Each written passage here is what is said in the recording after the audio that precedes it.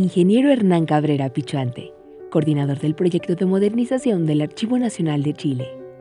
Ingeniero civil en computación por la Universidad de Chile.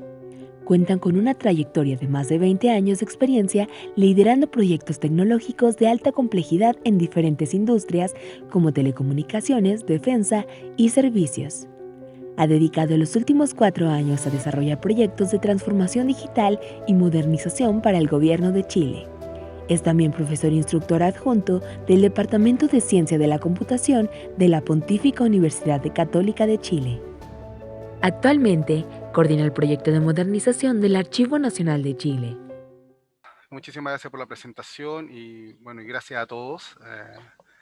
Y sobre todo por la invitación que me hicieron, que no puedo decir que fue con grata sorpresa. Voy a proyectar, no sé si pueden, me voy a compartir la pantalla, ¿verdad? De la presentación, ahí está. Y con la muestra del tema de herramientas, elementos, métodos y procesos en la archivística digital. Cuando me propusieron el tema, en realidad era complejo tratar de abordarlo, saber que hay 50 minutos, muchas cosas que hablar, muchas ganas de hablar de muchas cosas. Entonces recordé cosas de mi instrucción universitaria, partir por el problema. En realidad hablamos del problema porque de ahí viene la solución, no al revés. Entonces,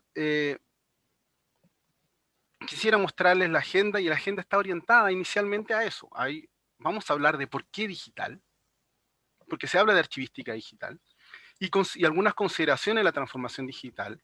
Y aquí viene el enfoque para enfrentar ese desafío que incluye herramientas, procedimientos, técnicas, nuestra implementación, hablando un poco de la experiencia desde el Archivo Nacional, y una muy breve presentación de este equipo que se formó. Y para partir, ¿qué entendemos por transformación digital? Busqué mucha información, busqué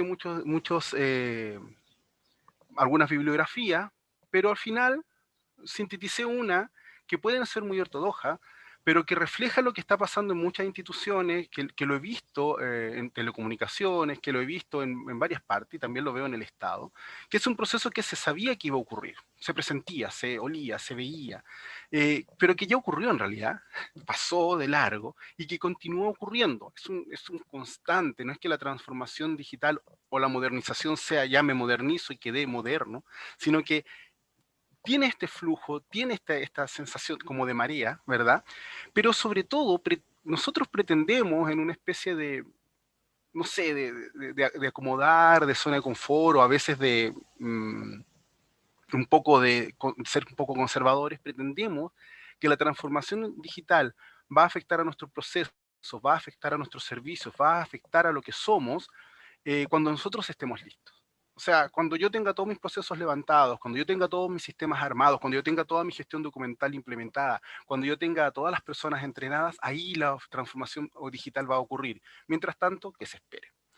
Y en realidad, lo que pasa es que cuando uno habla de transformación digital y habla de este impacto, es que los cambios del quehacer diario de una sociedad ocurren de manos de una técnica y una tecnología disruptiva. Pensemos escritura, pensemos máquinas a vapor, pensemos en la transformación digital, como esta irrupción de los computadores, que al principio uno podía ver como algo extraño o bastante ajeno, pero que poco a poco fue cambiando el eje del poder.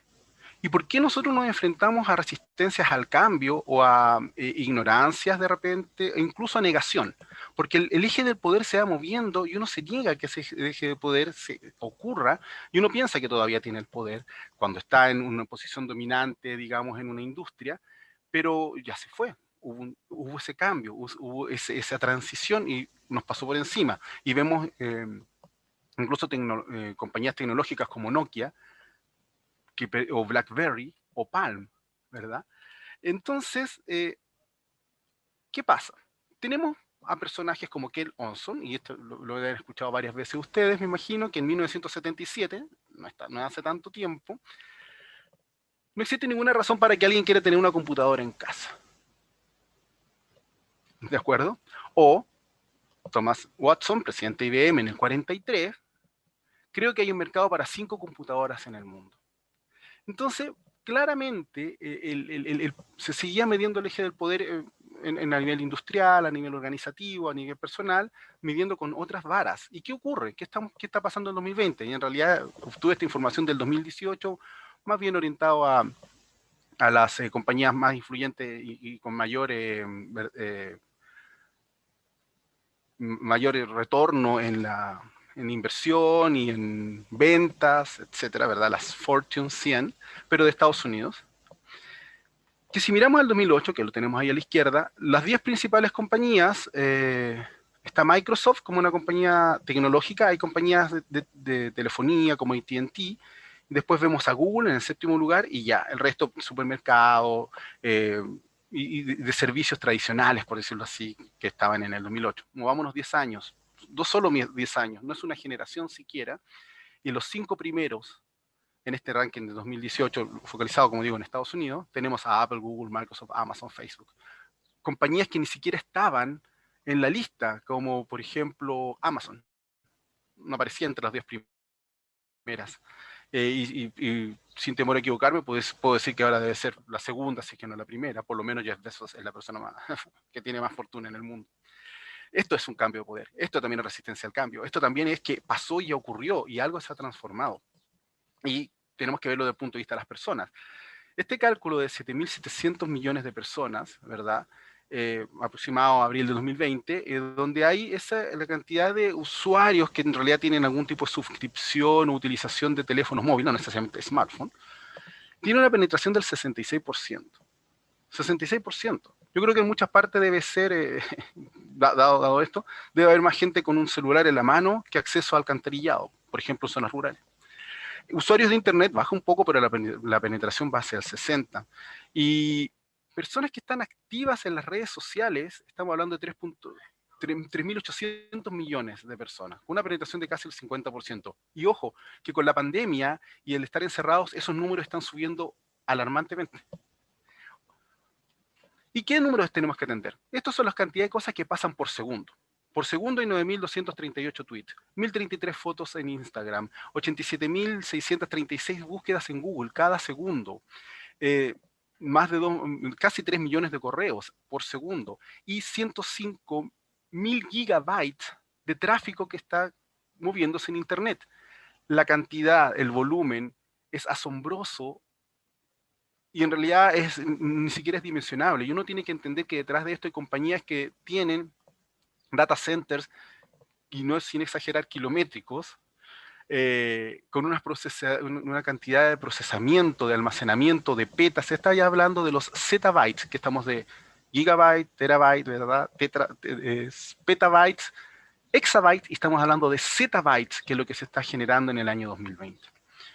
Esto es una transformación digital, esto es lo digital, esto es lo que está pasando, esto es el mundo ahora. Pero no solamente, esto no solamente ahora, les recomiendo ver esa página web de allá abajo, porque muestra cómo está cambiando segundo a segundo de una velocidad increíble, llega a marear, a saturar esa cantidad de información. Entonces, ya vemos por qué digital. Digital es. ¿Y qué son las consideraciones sobre la transformación digital entonces? ¿Cómo pega, cómo afecta, cómo uno debería mirarlo? Orientado, por supuesto, a archivística y archivística en este vínculo con la gestión documental. Primero, una de las consideraciones, uno piensa que uno puede controlar de alguna manera la transformación digital, controlarla, moldarla y hacer que se comporte como nosotros queramos. La transformación digital no es algo que podamos ajustar o moldar. Ocurre como está sucediendo, digamos, que nos sorprende. Nosotros, si uno no está liderando eso, sino que la transformación es global, como se dieron cuenta con los números. También decir es lo mismo en un momento de transformación digital. Digamos que la información hace lo mismo, pero con tecnología y sistema. No te preocupes, es como cambiar de la máquina de escribir a Word, no es problema. No, si es lo mismo hacerlo acá que en la nube, es lo mismo. No, no es lo mismo. Y hay que considerar que no es lo mismo, no es para nada parecido. Y ese yo creo que es uno de los principales, el caballo de Troya gigante, que uno piensa que voy a hacer lo mismo, voy a hacer los mismos procesos, voy a hacerlo de la misma manera. Total, es un computador, lo hago más rápido. Se piensa que va, o me modernizo, pero modernizándolo pensando solamente en adquirir las mejores máquinas en ese momento disponibles para hacer lo mismo que estaba haciendo. Y ahí está el gran error en esta transformación digital. Ahí no hay transformación digital, ahí hay compra de hardware. Y por ejemplo, a nivel archivístico, ¿dónde pega? Por ejemplo, a decir, por ejemplo, que el original no existe. ¿Por qué pongo este ejemplo? Y voy a poner otro ejemplo. Es que la lucha por encontrar el original ya perdió sentido. No hay, hoy día hay múltiples archivos electrónicos idénticos. O sea, cuando se genera una copia, por ejemplo, de esta presentación que estoy dando, y no se le cambia nada, por supuesto, es original, es tan original como la que yo voy a entregar, como la que se entregó, como la que se está distribuyendo o como la que va a tener acceso todo el mundo. Una anécdota, cuando estábamos trabajando en una gestión, para la gestión documental en un organismo diferente al Archivo Nacional, estábamos haciendo toda una capacitación y entendiendo y conociendo las necesidades de las diferentes unidades, y una de las personas nos preguntó que en qué momento se llegaba la providencia. La providencia es un pequeño papel con unos cuadraditos en donde uno marca para cuál es el objetivo, difusión, para su conocimiento, espero respuesta, y con algunos timbres. Y nosotros dijimos, no se hace nunca esa providencia. Y la sincera pregunta a esta persona fue, bueno, ¿y cómo sabe la persona lo que tiene que hacer y cómo le va a llegar? Entonces, bueno, la misma aplicación lo hace. Entonces, explicar eso era interesante. Y otras personas nos preguntaban, bueno, entonces, ¿en qué momento imprimo y firmo? O cuando voy a clasificar y lo voy a colocar en nuestros archivos, nos decían ahí. ¿Cómo hago que el documento electrónico quede en la misma ubicación física dentro del espacio donde se va a almacenar? Pensando y haciendo una analogía con depósitos. Entonces era como, no, ¿cómo lo ordeno cronológicamente? ¿Cómo se guardan esas cosas? Es otra manera, es otra manera, es otra forma. Y aquí viene el concepto final, que es importante, que es de Big Data. Big Data, perdón, me equivoqué. Decía, velocidad, variedad, volumen, eran las 3 V que se conocían hasta, yo diría, 3 años. Pero ahora viene veracidad y valor. Está este término anglosajón, ¿verdad? Este término anglo, que es veracidad y está asociado al fake news. Hay empresas que se dedican con 10 personas, con computadores en una oficina pequeña, a generar miles de medios digitales para difundir noticias falsas que un interesado quiere que se difundan. Por lo tanto, uno va a Google y se encuentra con que una noticia falsa X, uno la mira, y está en un medio que está en francés, está en un medio que está en inglés, está en un medio que está en español, en 4 medios que están en español, y uno termina diciendo, sí, es verdad, lo vi en varias partes. Entonces, y después por último el valor. ¿Y valor qué significa eso? ¿Cuál es el valor de la información que está ahí? Porque vamos a tener un problema gigantesco, que es el tema de la conservación y la preservación digital. Conservar y preservar digitalmente la información, cuando estamos hablando de peta, hexa o zettabytes, se va a hacer un esfuerzo titánico sin considerar la cantidad de recursos económicos que eso pudiese consumir, si no tenemos una valoración y saber que de toda esta producción de zettabytes que se está generando que se está generando y acumulando en este momento, tal vez el 10, 5, 3% es lo que ya deberíamos conservar. Y aún así, si nos quedamos con el mejor de los números que dije, que es el 3%, es una cantidad enorme, de todas maneras, de información a preservar en el largo plazo. Y esto es claro, una organización, institución o estado análogo no le sirve a una sociedad digital. Simplemente no le sirve. Y los servicios percibidos, por eso el proyecto de modernización del Estado en Chile, tiene como objetivo y misión mejorar la percepción que tiene la ciudadanía sobre los servicios que el Estado otorga. Porque si seguimos siendo análogos en nuestros servicios como Estado, si exigimos por ahí lo vi, alguien estaba exigiendo que la firma electrónica fuera en presencia de un funcionario. Quiebra toda la lógica, quiebra todo el servicio, quiebra toda la comodidad, una serie de cosas en la percepción de la ciudadanía sobre el servicio que está prestando el Estado. Ahora están demandando servicios acorde al momento que se vive. Todo está en el celular, todo está en el smartphone, compra un clic, etcétera. bueno, hay desafíos legales también que se tienen que abordar, que son profundos y que también son difíciles de explicar, es decir, no es cosa de llegar y hacerlo, ¿verdad? Entonces también hay que focalizarse en eso, en los procesos, y tenemos que migrar de series documentales a procesos y valorar los procesos son los que tienen valor ahora. ¿Cuáles de los servicios del Estado, cuáles son esos procesos valorados, que se les otorga valor, y sobre eso hacer tratamientos de preservación, de clasificación, etcétera? Entonces, si nosotros no somos capaces de entregar el servicio frustra al ciudadano, por supuesto que va a ocurrir que es la pérdida de la confianza. No se trata de modernizar máquinas, la tecnología no es el centro, ya yo creo que lo han escuchado muchas veces, la transformación digital, y sigue no siendo el centro.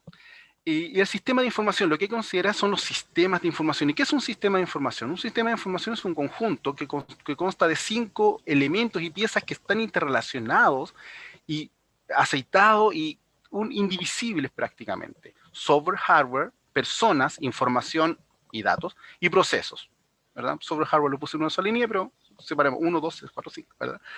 No podemos conseguirlo sin tener un hardware adecuado, no podemos conseguirlo sin tener un software, o sea, programas adecuados, pero también las personas son relevantes, son importantes, tienen que tener capacidades, habilidades, tienen que tener, y también por otro lado tienen expectativas, tienen necesidades.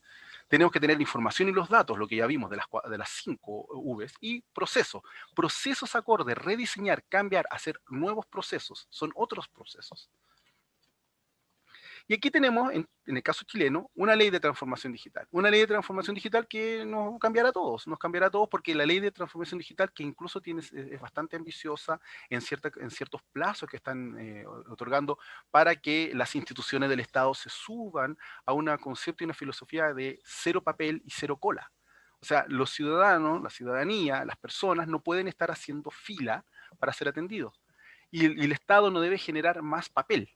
Uno de los conceptos es, yo no le puedo pedir a cualquier persona que esté haciendo un trámite ningún papel que el Estado ya posea. Y ahí y hay temas legales importantes, hay temas y ahí cuando se da esa filosofía, se da esa idea, se da esa intención, por supuesto tenemos temas legales, por supuesto tenemos temas legales que tienen que ver con el tratamiento de la privacidad de las personas, de los datos sensibles, y que tienen que ser tratados con cuidado en el momento en que las instituciones empiecen a interoperar e intercambiar información por la necesidad. Pero hay que pensar y repensar ese proceso porque las personas, la ciudadanía no está esperando que uno llegue a un lugar para pedir un pasaporte y le pidan el certificado de nacimiento cuando ya el certificado de nacimiento ya lo tiene. Entonces, ¿cómo se logra? ¿Cómo se hace eso?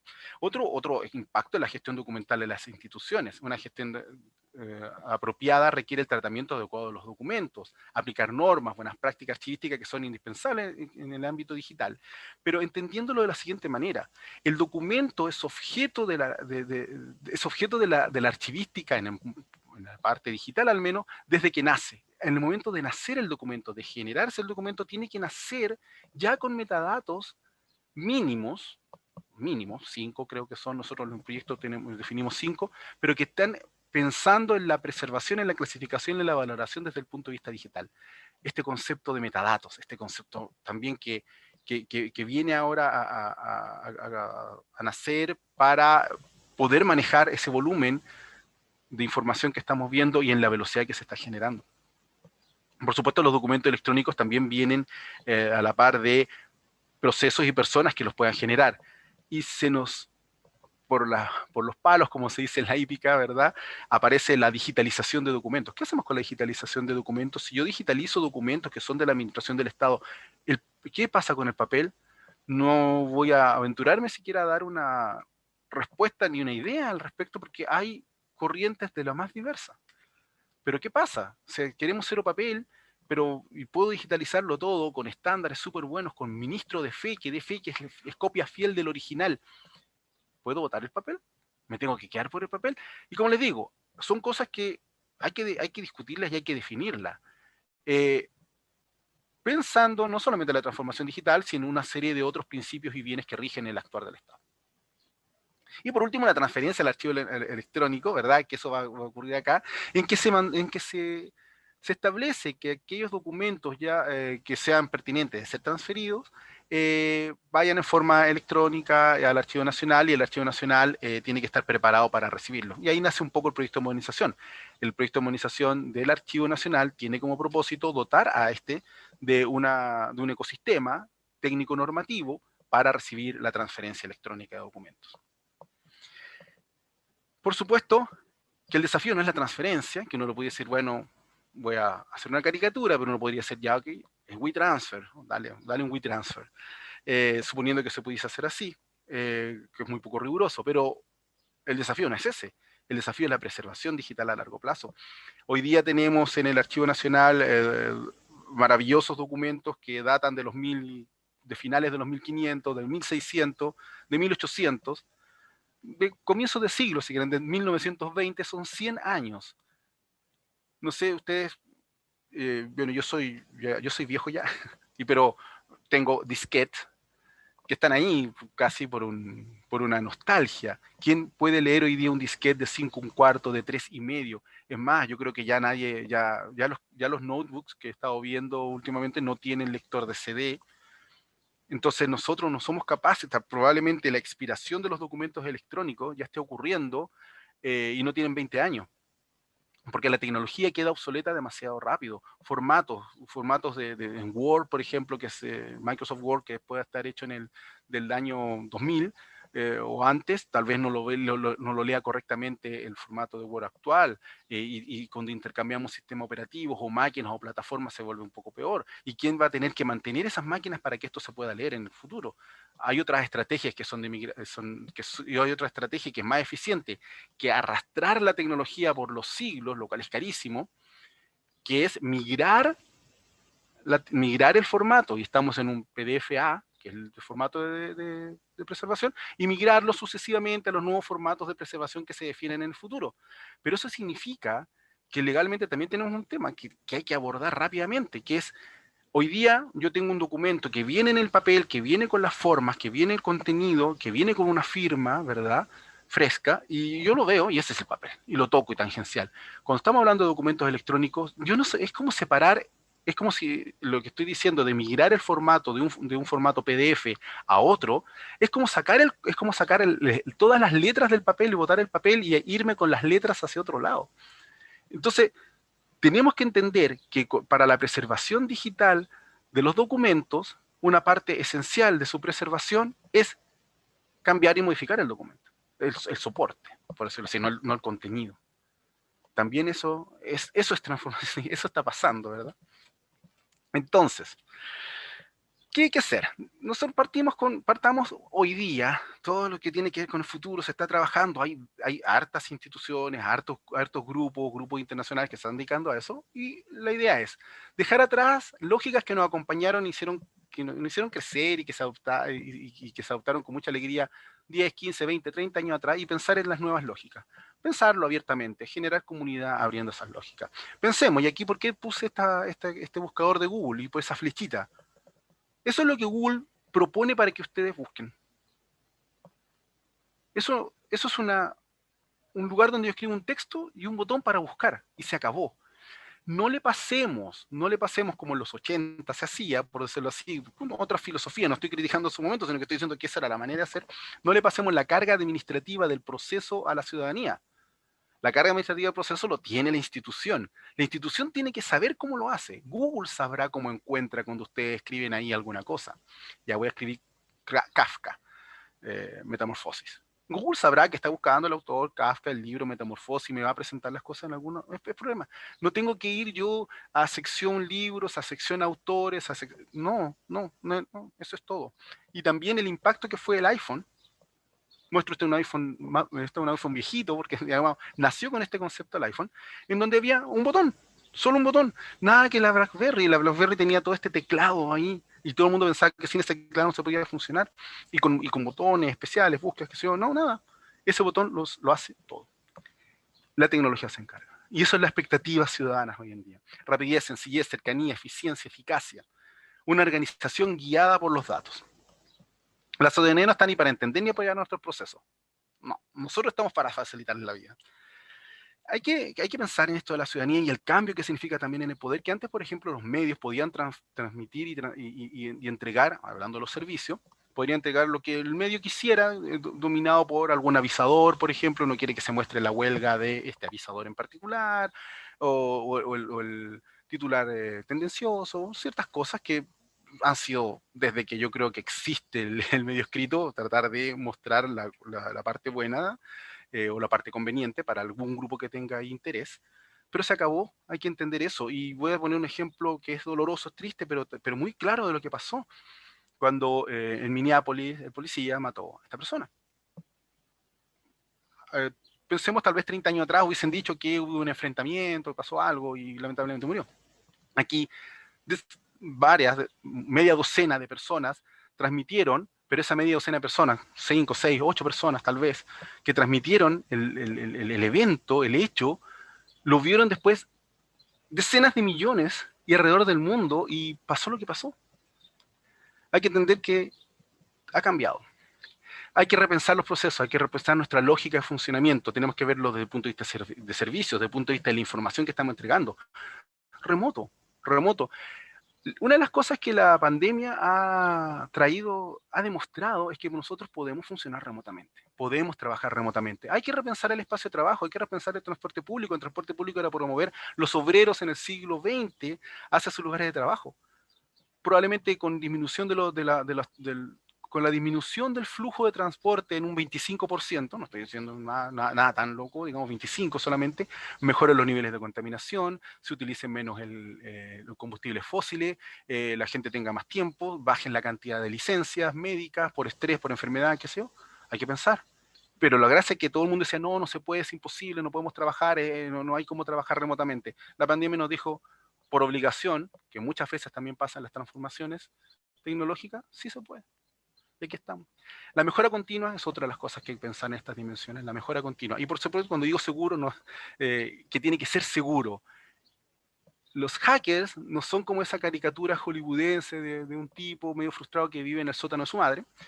Los hackers son organizaciones, mafias reales que están tratando de conseguir un beneficio económico, o gobiernos que están tratando en una guerra de perjudicar al otro, desde el punto de vista comercial, desde el punto de vista de defensa, desde el punto de vista político, están en eso. Todo lo que pasó con la elección estadounidense, no esta, sino la anterior, lo vimos, la trama rusa, que si no, ¿será verdad o no será verdad? También es una cosa que hay que mirar, pero estamos hablando de eso.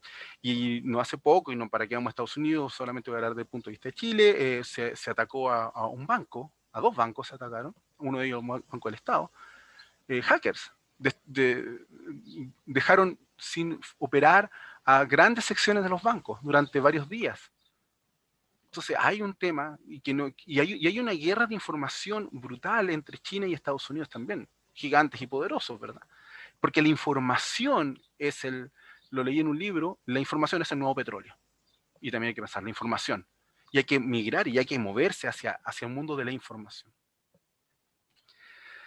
Por lo tanto, cuando estamos moviendo el mundo de la información, tenemos que pensar en esta preservación digital, que les he hablado, lo he recalcado varias veces, que esta preservación digital a largo plazo, desafío de procesos, personas, tecnología, que permite que un documento electrónico que haga en un medio de un soporte tenga validez legal en el futuro, a pesar de las transformaciones y las mutaciones necesarias para su preservación. Y una cadena de custodia, porque lo que tenemos que garantizar ahora no es como se está haciendo y se va a hacer por los siguientes siglos, porque esto no va a terminar, el papel no va a terminar, pero simplemente está apareciendo este digital al lado. Pero la declaración de independencia tiene que estar en este año como en 300 años más también, ¿verdad? Y tenemos que seguir tratando, cuidándolo, no lo podemos descuidar. Pero lo importante ahí era, aquí está el papel original de la primera constitución, por ejemplo. Perfecto.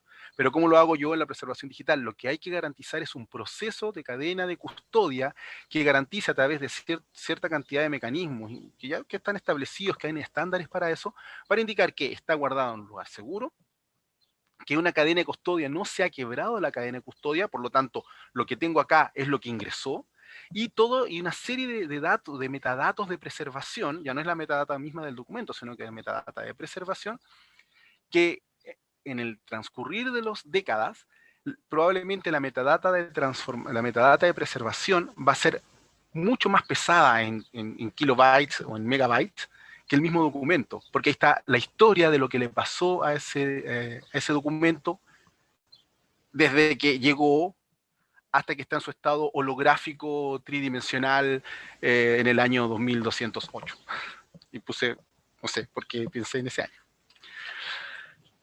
Pero bueno, no hay incertidumbre, es decir, hay incertidumbre, pero no hay abandono. Y la solución en marcha, hay un estándar internacional, OAIS, que es Open Archival Information System, de ahí viene OAIS como acrónimo, que lo importante es que se dan cuenta, dice Information System, sistema de información. Estamos hablando de un sistema de información, por lo tanto estamos hablando de procesos, de personas, hardware, software e información. Que es un estandarizo también el 14721, y aborda estos desafíos en tres grandes conceptos: ingesta, preservación y acceso a la información. Esto, para dicho sea paso, es una norma que salió de un comité espacial, de verdad, de agencia del espacio internacional, y que trabaja muchas agencias espaciales, la europea, la japonesa, la norteamericana, por supuesto la NASA, en donde quieren preservar sus activos digitales, por ejemplo, lo que mandó el Voyager, o una sonda como la Voyager, o misiones como Apolo, qué sé yo. ¿Cómo vamos a preservar esto en el futuro? Se enfrentaron a eso con misiones que se mandaron en los 60 y los 70, y que incluso en algunos de esos registros se perdieron. Eh, Vamos, ¿qué pensamos cuando hablamos de ingesta? Ingesta es la transferencia, es la forma de recopilar. Yo tengo que recopilar la información, ya sea que me la manden, ya sea que vaya a ir a buscarla. Pero en general si hay una transferencia desde las instituciones públicas al Archivo Nacional, con regulaciones, con algún estándar, con un mecanismo de autentificación de punto a punto. Aquí es importante, al Archivo Nacional no llega cualquier cosa, yo tengo que conocer quién me está enviando y tengo que saber a priori que está valorado, que está clasificado y valorado. Y orientado al proceso, que sus procesos están valorados y que la información que va a llegar corresponde a esos procesos, entendiendo que los procesos están a su vez vinculados con las funciones que por ley están mandatadas a hacer los servicios, los ministerios o el organismo público del cual estamos hablando. Después vamos con el tema de la preservación. No solamente se trata de almacenar y almacenar en forma segura. Probablemente el hecho de almacenar en forma segura implique que vamos a tener varias copias donde está esto almacenado, sistemas distribuidos. También se tiene que implementar como los procesos y políticas que aseguren la conservación, que ya hemos hablado. Y lo fundamental y lo más importante, el acceso a la información. Un archivo sin acceso no tiene razón de ser. Y este acceso a la información hay que entenderla diferente. Hoy en día uno va a una sala del Archivo Nacional, bella sala por lo demás, atienden, le entregan el tomo, el volumen, uno lo mira, busca, puede encontrar o no, y puede estar varios días hasta que encuentra algo de lo que necesita y se va a la persona, el investigador, el ciudadano, aunque sea. Aquí es una persona que está en la universidad en Suecia, en una clase de asuntos latinoamericanos, conectándose para su tesis a las 3 de la mañana de un día domingo, hora local, en Santiago, y quiere sacar información. Es universal, 7x24, es una diferente atención. ¿Cómo le entregamos esa información? ¿Verdad? Y bueno, vamos moviéndonos hacia la implementación. Cuando nos movemos a la implementación, decimos, ¿qué hemos logrado? Nosotros hemos hecho esa implementación en un proyecto y que ha generado estas herramientas, en donde trabajamos estrechamente con las instituciones productoras, con 4 instituciones productoras que nos ayudaron, que son de diferente envergadura. Hay una muy grande como la Dirección del Trabajo, Presencia Nacional, lleno de procesos, procedimientos y de larga data. Y hay otras que son más nuevas, ágiles, dinámicas, como la Superintendencia de Casinos de Juego. Cada uno con su enfoque, cada uno con sus pros, sus contras, pero lo importante era entender, porque el problema primero se entiende, después viene la solución, ¿verdad? Lo dije inicialmente cuando me estaba inspirando para esta charla. Entonces, 2 archiveras con las que están trabajando en el equipo, notables ellas, fueron a las instituciones con una metodología creada ad hoc, una nueva metodología. No vamos a agarrar la metodología que existía para otras, sino que era la metodología para esto, y fueron entrándose, indagando y conociendo la forma de la gestión documental en el Estado. Muchas veces un poco frustrada, porque por lo menos en el caso chileno, muchas de las instituciones, no solamente esta 4, hay varias, en realidad muchas de ellas, no todas, por supuesto, delegan la función de la gestión documental a la oficina de partes, que es donde llegan la correspondencia, los otros oficios de las otras instituciones, a la oficina de parte, a los timbres, a la recepción, a un lugar físico que atiende de 9 a 5, etcétera, etcétera. Y que generalmente es una labor más bien repetitiva, en algunos casos puede ser tediosa, porque solamente se encargan de la oficina de parte en el tema de la gestión documental, y comparten funciones con recursos que son generales, servicios generales, perdón, que trata de la compra de insumos, las ampolletas o los artículos de aseo. Y muchas veces también personas que ciertamente las instituciones, por ejemplo, por alguna razón X cualquiera, están, entre comillas, castigadas, lo mandan allá. Entonces, áreas un poco desmotivadas, con poca preparación o con poca orientación a eso, no querían hacerlo incluso. Entonces, bueno, ¿cómo hacemos una metodología para que se ajuste a toda la gama? En el gobierno central hay aproximadamente 450 instituciones, entre ministerios y servicios menores. Bueno, esa metodología se tiene que aplicar, trabajar en los procesos. Lo primero, involucrar a las jefaturas y ojalá a las jefaturas de las jefaturas. Y si se puede, incluso a la máxima autoridad. Y ahí hay éxito. Ahí es lo primero, lo primero que hay. Ahí hay un éxito claro. Antes de empezar a colocar máquinas, involucremos a la alta jefatura, a la alta dirección. Eso nos permitió finalizar nuestra primera implementación de WISE. Ese cambio, esa forma de ver las cosas, una simplificación extrema, porque nos estamos enfrentando a una diversidad de personas de diversas instituciones con una cantidad increíble de características muy particulares, que tiene que ser muy simple. Pensemos en Google, pensemos en el iPhone. Creo que se llegaron a un acuerdo como de 10 metadatos, puedo estar equivocado en uno o dos, pero de los cuales algo así como 5 o 6 son automáticos, que es, por ejemplo, nombre del archivo o tamaño del mismo. Cosa que las personas que tuvieran que ingresaran poco, se les proveyó, entregamos una plataforma web para que las personas se conectaran.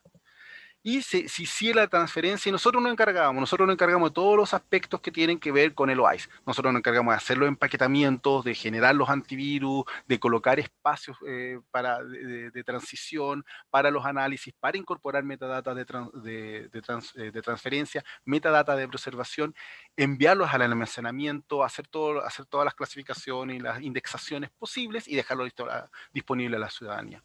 Entonces, ¿qué significa? Si queremos subir a las instituciones a la transferencia electrónica, tenemos que facilitarles la vida. Por eso también pensamos en la escalabilidad. Ahora estamos pensando, ¿qué vamos a hacer para el 2021?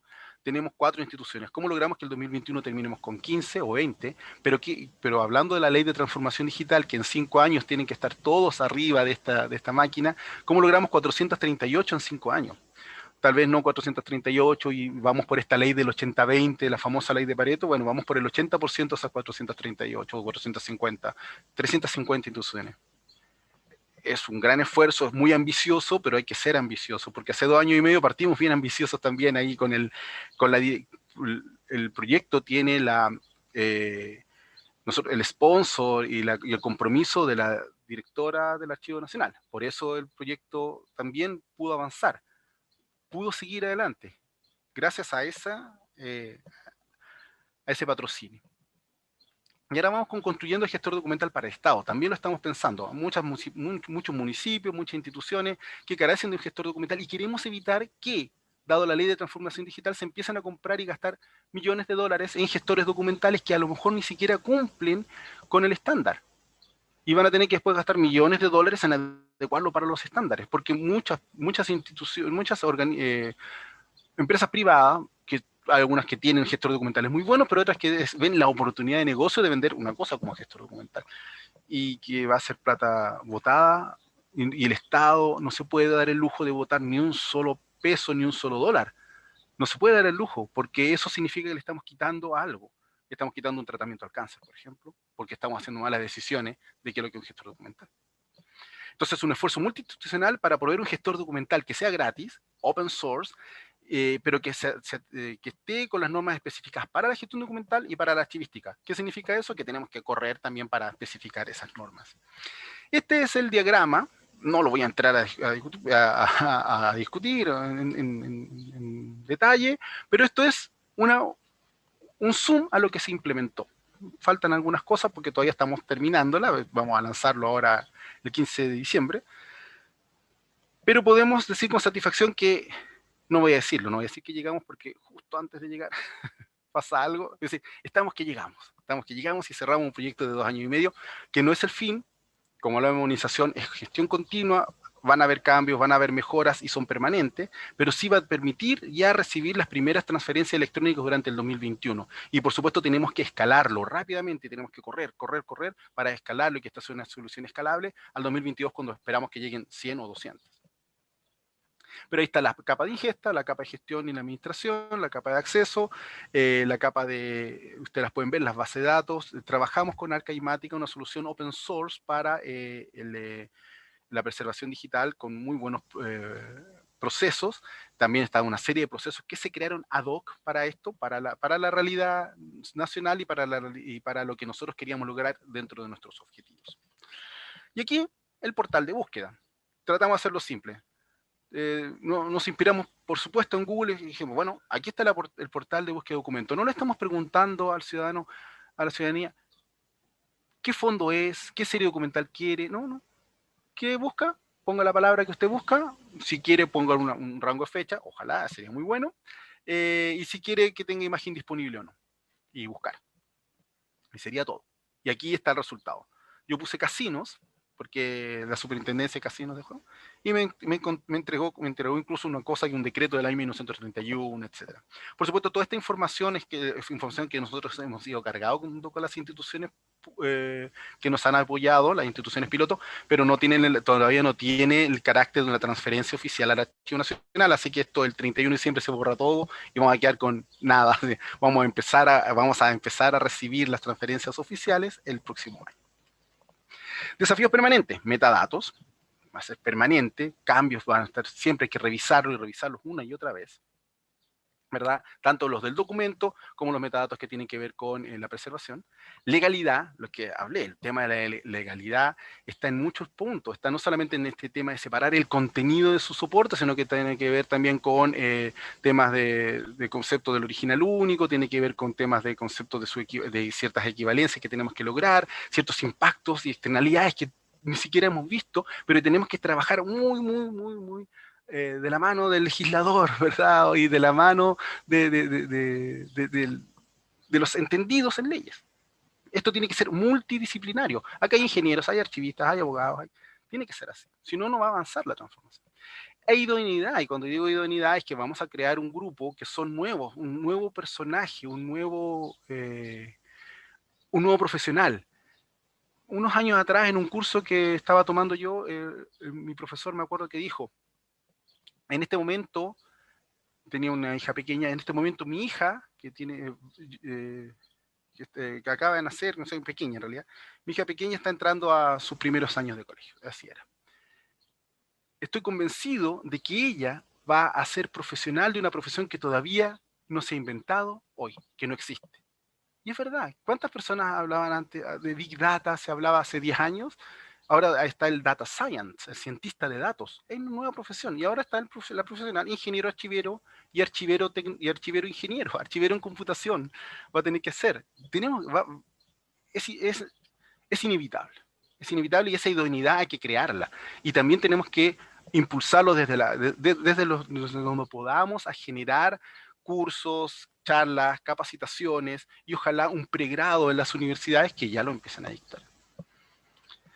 Desafíos permanentes, datos personales y sensibles, como lo dije. Antes el dato personal y sensible era, aquí está el nombre, acá está la dirección. Pero ahora, con la cruce de información entre diferentes bases de datos, los datos sensibles no son solamente, no es por la unicidad del dato, en este lado dice 4, en este lado dice color amarillo, en este lado dice un nombre, sino en la posibilidad que tienen las máquinas hoy día de procesar grandes volúmenes de datos y con eso hacen datos sensibles. Y puedo encontrar información que la armé, que es como que es lo que hace Facebook, que es lo que hace Twitter, que es lo que hace Netflix, cuando, sobre todo las compañías que son gratis, entre comillas, que se nutren de todo lo que nosotros hacemos para tener información de consumo, de comportamiento, de gustos de las personas. Hay que tener eso. La firma electrónica se va a preservar. La firma electrónica está vinculada a una tecnología. ¿Vamos a preservar esa tecnología? aquí no puedo dar una respuesta, aquí hay casi una guerra santa y hay que pensar aquí que hay que mirarlo con mucho cuidado y detención lo que se va a hacer con la firma electrónica. Creo que todavía no hay una posición y no vamos a tener que lanzar una. Y también es la hora de los datos. ¿Será el adiós de los documentos? No sé, pero estamos hablando de que tenemos que preservar bases de datos, por ejemplo. Y la forma de visualizar esa información. Pero ya todo está migrando, ya estamos nos estamos moviendo hacia la información, porque esta no separación del contenido con el soporte ya se está diluyendo, se está separando, entonces probablemente terminemos con datos y trabajando hacia esa mirada. Y bueno, como les dije, el final hablé de las archiveras, ahí está Gabriela Pilar, un arquitecto, y quería presentar brevemente el equipo, y este es todo el equipo, estos 2 años y medio, y este es el equipo, y esto es lo que trabajó, con por supuesto el patrocinio y la dirección de la directora del Archivo Nacional, Emma Ramón, que creo que si no hubiésemos tenido como digo, la primera de las condiciones, que la alta dirección estar comprometida de lleno en nuestro tipo de proyecto, simplemente no anda. Creo que son 45 minutos, cumplí con la expectativa del tiempo, voy a dejar de compartir. Y bueno, les agradezco mucho su atención, la invitación y este momento. Muchísimas gracias, ingeniero Hernán Cabrera. Sin duda, una conferencia magna, como el nombre lo indica. La verdad es que pues me congratulo de que me hayan invitado hoy a ser relator de esta gran conferencia, y de verdad los retos y las reflexiones que usted apunta pues nos dejan muchísimo, ¿no?, para analizar en el caso mexicano. Bien, en la exposición el conferencista, daré pie pues, perdón, a los comentarios. En la exposición del conferencista ingeniero Hernán Cabrera Pichuante se destacan los siguientes puntos, si se me permite. Primero, se entiende por transformación digital el proceso que se esperaba, que ya comenzó y que continúa en proceso. El flujo de la transformación afecta a procesos y servicios una vez que se está listo. Es decir, una vez que son implementados los protocolos y capacitaciones, se logra pues esta transformación. Se identifica que los cambios son disruptivos debido al cambio del eje del poder. El ingeniero Cabrera utilizó ejemplos sencillos y relevantes para demostrar esto. La percepción de que las computadoras no eran un bien necesario de uso común, el cambio de las compañías más importantes, siendo antes las empresas dedicadas a la industria y ahora empresas que están relacionadas a las tecnologías de la información. Las estadísticas que nos dio son muy reveladoras. Cada segundo hay 9,238 tweets. En efecto, cada segundo. De manera puntual, el conferenciante mencionó que la transformación digital incluye los siguientes puntos. Es un proceso independiente, la información es copiada y la fuente primaria se ha convertido en algo que no tiene sentido. En consecuencia, el concepto de Big Data velocidad, variedad, volumen, veracidad y valor toma sentido total. Lo análogo ya no es de utilidad para la ciudadanía, que ahora conforma una sociedad digital. Entonces, la tecnología es un elemento catalizador.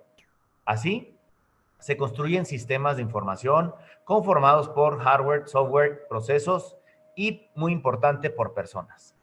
Cabe resaltar que en Chile cuenta con la Ley de Transformación Digital, la cual, destaca el conferenciante, ha logrado cosas importantes en beneficio de todas y todos los ciudadanos.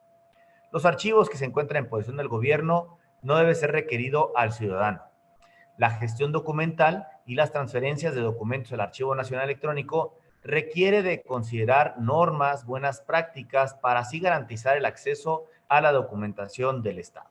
Sobre esto creo que es muy importante resaltar, y lo repetiré, es al ciudadano los archivos que ya obren justo en oficinas gubernamentales porque son generados, administrados o poseídos, ya no tenemos que volver a requerirlo al ciudadano en razón de que obren fuentes de acceso público y en oficinas gubernamentales. Es decir, este es un tema propio, creo que hay que hacer la vida más fácil al ciudadano.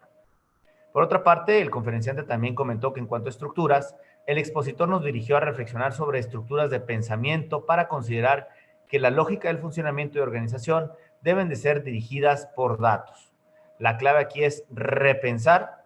Por ejemplo, con la emergencia sanitaria actual se ha realizado un cambio a lo remoto. Totalmente. Prueba de ello es esta serie de conferencias y la conferencia que estamos llevando a cabo en este momento.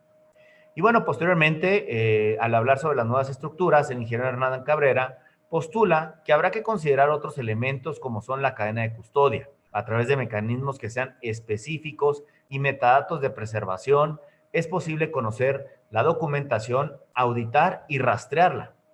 Para ello, reflexiona y comenta que existe una solución: el establecimiento de un estándar internacional que percibe dos elementos: ingesta, la transferencia de documentos al archivo; preservación, es decir, la gestión documental, y el acceso a la información por parte de otros. Al examinar el escenario actual, se mencionó que se está finalizando la primera versión de la implementación OAIS, terminando así el proyecto de modernización. Se hará la exploración de la escalabilidad de soluciones y, por último, se creará un esfuerzo de gestión documental para el Estado y que sea finalmente gratuito. También continúa comentando el conferenciante que la riqueza de la presentación, es la definición de un contexto que considera un proceso de transformación digital. Y por último, la muestra de los resultados y los siguientes pasos. Además, se han detallado varios desafíos, algo que aporta información valiosa para reubicar los alcances, más bien para ubicar los alcances de lo trabajado y de lo que se considerará en un futuro. Entre estas son metadatos, legalidad de los datos personales y preservación de los documentos. Y bueno, finalmente, estas son las conclusiones a las que llega el ingeniero Cabrera Pichuante con esta magnífica exposición, y además creo también que, igual que él, nos hemos sujetado al tiempo sugerido por las y los organizadores. Muchísimas gracias.